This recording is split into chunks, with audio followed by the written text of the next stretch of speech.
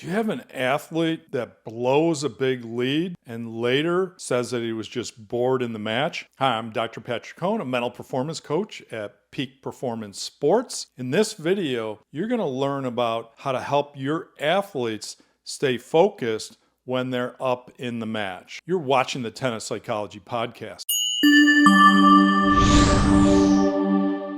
Hey, before we get rolling, please like this video, subscribe to the channel if you're not a subscriber, and hit that notification bell. Here's the question I received from Peter. My son played a semifinal match and he was up in the match 6-2, 5-2 and was playing amazing. Then, according to him, he started to play safe to close the match. The match went to a set tiebreaker and he lost 9-11. In that third set tiebreaker. He told us afterward that he was bored during the third set, which we translated it as having too much pressure and not being able to perform. He said that he felt as if he doesn't know how to play tennis in that moment. What's your take on this? Well, Peter, a lot of mixed messages here. So I want to address that issue of being bored and being complacent. Certainly that can happen. I'm going to doubt that that's the real issue here, but let's talk about that. When athletes feel like they're not challenged enough, it's hard for them to raise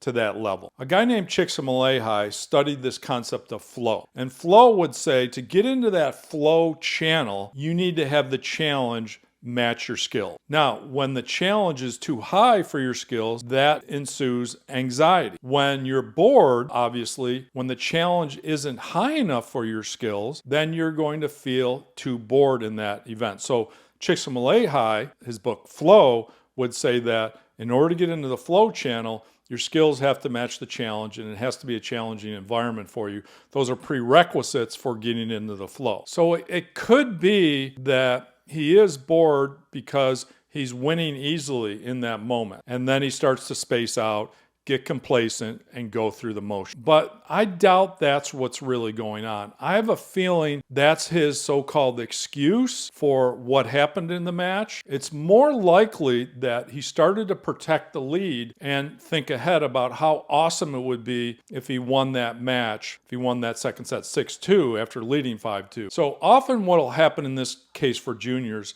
is they start to think ahead, oh, how great it would be to beat this opponent. And then they start to protect and they start to slam on the brake and then they give their opponent momentum. Once the opponent gets momentum, they start hitting winners and then it causes your athlete to start getting frustrated with their performance. And then that snowballs down and allows the opponent to get into the match and thus go to that third set tiebreaker. So in my estimation, that's probably more what's happening. You interpret it as too much pressure and not being able to perform. Yes, if he felt like he doesn't know how to play tennis in that moment, that indicates to me anxiety, worry, tension if he doesn't know how to play in that moment. Athletes tend to blank out and feel like that they can't play to the best of their ability when they're anxious. They basically start looking at all the wrong cues and focusing on all the wrong stuff out there, which doesn't allow them to obviously execute one point at a time. So I think you hit the nail on the head. It's probably more about the pressure he's feeling rather than this idea that he just got bored out there. But those are some ideas to explore with him. If you want more information, jump over to peaksports.com and check out our one-on-one mental